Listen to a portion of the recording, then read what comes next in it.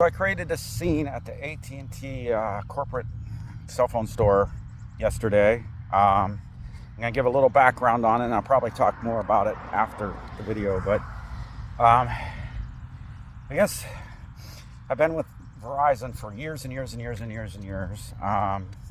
Getting divorced, and my wife took her line off of our account, and my Verizon bill went up. So about a week and a half ago, I went into AT&T to see what they could do for me, because I really wasn't too happy that my bill went up, and Verizon wasn't working with me very much. So the AT&T person told me what the deal was, and I was like, all right, I guess I'll do that. And we spent a long time setting it all up. Finally got all the phones switched over. Then he tells me that, oh yeah, there's a $35 per line activation fee that you can call the customer service once you get your first bill, and they probably can take that off for you. And I was like, oh, that's interesting. Thank you for telling me that now after everything's done. And so what made it even worse is a few days later when I got my first bill, it wasn't even the deal he told me. Not even close. It's going to be like 160 instead of 125, something like that. So yeah, this is a scene that played out when I called trying to fix the bill, or try to let them explain it to me, and I was on hold for over an hour. And while I was on hold, I drove to Costco, set up service with T-Mobile, and only hung up because they had to put the SIM card in the phone. And then so I called on my way home from Costco and talked to a person named Wendy at this Niles store, and she was pretty helpful. Told me I needed to come in yesterday, Friday, and they would help sort things out. So prior to this video taking place, I calmly went over the situation, and I pulled out the phone when the guy told me, yeah, that's fine, there's nothing we can do about it, and you need to pay your $300 bill because you agreed to have our service for a week under lie pretenses. So this is what played out for the next 5 minutes, and then maybe I'll tell you more after. It's a holiday week, so It's a holiday. Everybody's on vacation this week. so I can get that escalated to him. I won't hear anything probably until once he gets back from vacation, probably end of business Wednesday, right around. All right, I'll patiently wait till Wednesday. I want to hear from somebody. Yeah, I'll get that all over to him and see what he has to say, and then we'll reach back out to him. Okay. Yeah, because I'm not making any of this up. And it's unbelievable that you got to do this kind of stuff to conduct a fair business deal. Yeah, like I said, like he said as well, we don't do credits in store, but I'll get that over to our Then why did Wendy tell me to come up here? Just so you could explain it to me that you're not going to do anything for me? Did you call and talk to him? I called and talked to him. Yeah, because it was nice, because I was on hold for an hour, and then I switched to T-Mobile. During that hour I was on hold. Then on my way home, I called up, and they... Yeah, I get that people are busy. I get people that are on vacation. But what happens with other places, not here, but other places I've dealt with, people are always on vacation, and then they just wait, and then they don't do anything, and then they still try to rip you off. So I feel your pain. Go to Austintown, because they know what they're doing. There we go. Okay. All right. I've been there, done it here. Ridiculous. Thank you. So yeah, we can get that over to him and see what he has to say. There's not much you can do. Write down the original quote, see if he can credit down the original quote. Your information's still on it, so I don't want to say just like throw it away. Well, yeah, have them call me. It's not. I want to pay for that week, no activation charges, because I don't want your service. I chose to take your services on a lie. So you guys, if you can't honor that, I switched to somebody else. I didn't need the activation fees. I didn't do nothing. I only did that because you lied to me. Taylor lied to me. I really say I'm very sorry for that, because it's not you. Because maybe if I talked to you, I wouldn't have had this problem. But obviously I talked to somebody that works here that is paid by you guys, that whoever the manager that's out having fun on the holiday and you guys are stuck here, that has some responsibility, isn't here. So... Yeah, like I said. And I was told on Tuesday to come up and discuss it with you guys. And I came up, I tried to discuss it, Yeah, 'cause And like Trevor here nicely tells me that there's nothing you guys can do here, and I got to pay my bill. Because when you call in to the store over the phone, we can't access anything over the phone because we have to scan a driver's license. Sure. So that's probably why she told you to come in so that we can take a look at everything. Yeah, and then you can tell me that, yeah, I agree that our guy told you the wrong price, but, you know, we're going to charge you anyway. So Yeah, we can take a look have your at it. manager give me a call. Yep. I've I'll recorded forward- all this. This last little bit. I I'll can. forward all the information over to him and see what he has to say. Like I said, he's not going to be back until Monday. That's So fine. it'll be sitting in his mailbox for whenever it gets there. Yeah. But we'll see what he has to say, and then we can see if we can get you down to that original quote, and then kind of get that. Oh, if that's all, you don't understand. That I've already tried to work with you guys, and I got treated like I am now. I had to get all the way upset to even. I mean, it's. Yeah, I mean, this is the first that has been brought to my attention. So, like Sure. I said, I can definitely get it over. Pass to it him. on. Yeah, I mean, what I need to do is only pay for the week that I had your service, and no activation fees, because he lied to me and told me to give customer service a call, which I'm sure I was. I mean, that's what these places do. They tell you stuff at the very end. You sit there and write on a piece of paper that only has a couple little numbers on it, and then you don't I'm just writing down the Yeah, we have to information write down pass your on to him. account information. Yeah, I know. Get it over to him. So. pass it all down to him. I mean, they told me it was going to be this price. When I got my bill, it wasn't even close. Yeah, no, And then he told me something that he shouldn't have told me about waiving the activation fees. And if he would have told me there's he knows. If you told me there's activation fees in the first place, I would never even have started talking about it, or at least we would have discussed it. Right. He tells me it at the very end, and then tells me that they can be waived. Yeah. So Yeah, we'll definitely get that over to him and see exactly what he has to say.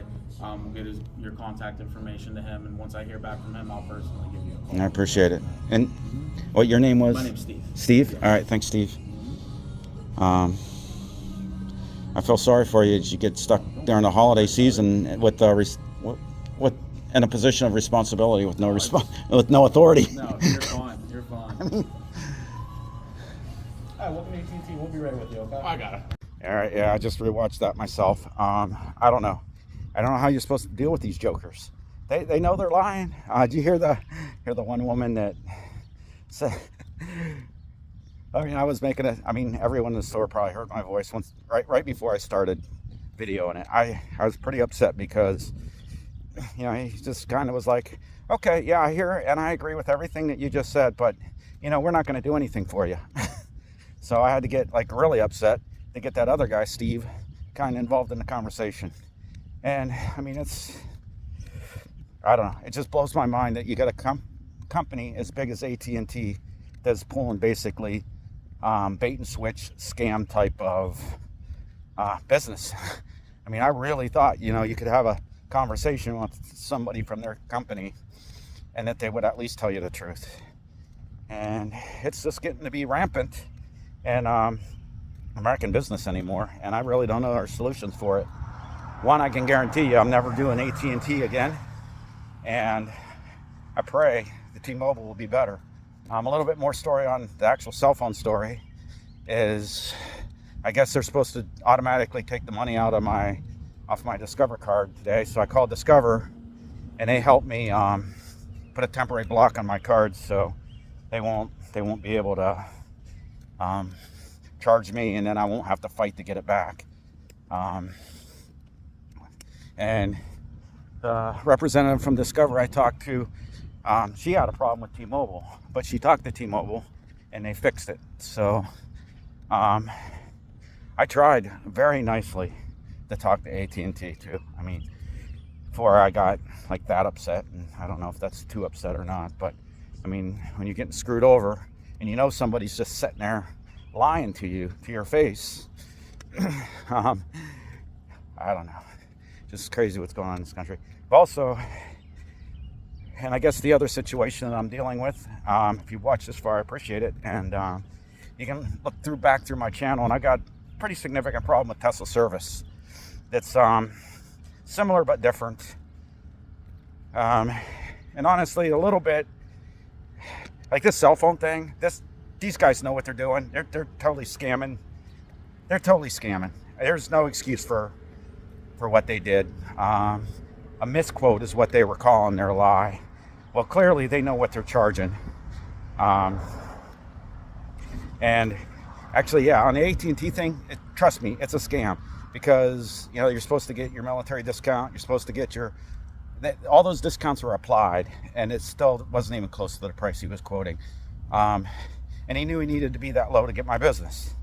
Or actually, I don't know, he just needed to be honest, and maybe even the higher price would have been good enough. All I know is I went with what he told me, and he lied. So, and I really don't think it's a mistake. I really don't.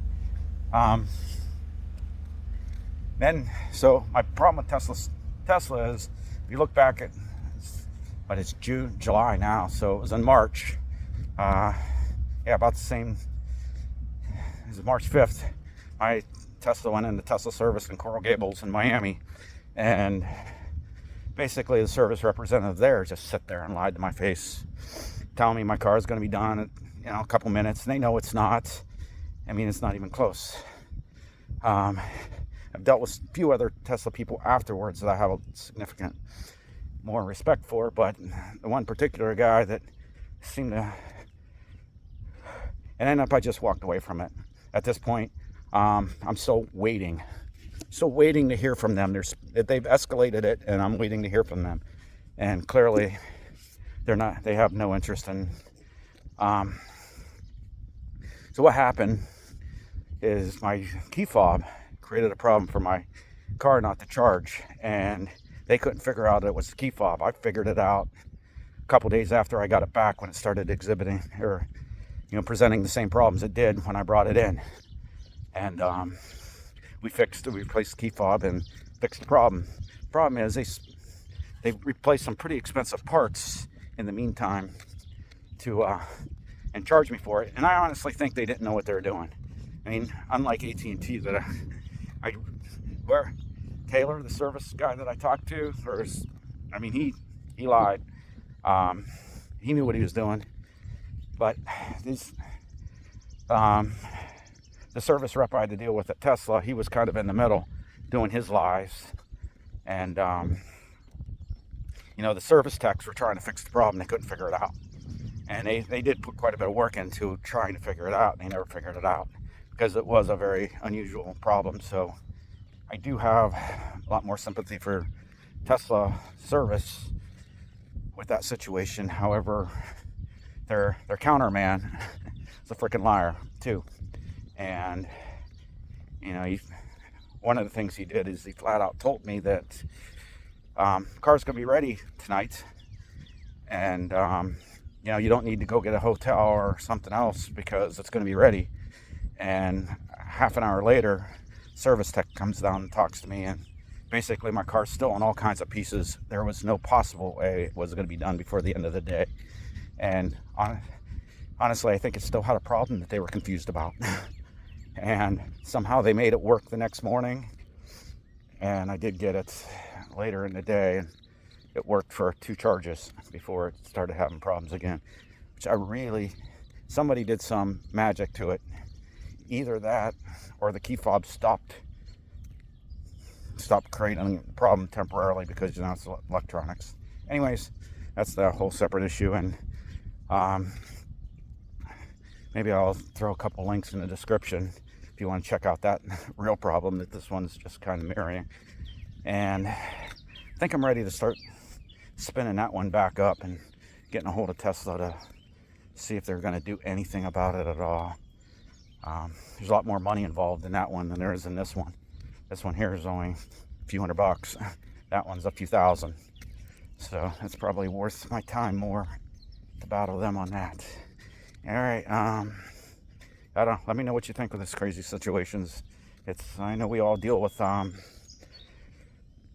service in our country. All kinds of car mechanics, doctors, lawyers, service industry. I mean, a lot of good instances, a lot of good situations, but there's a few bad ones too. And how do you handle the bad ones? So I'm out for now.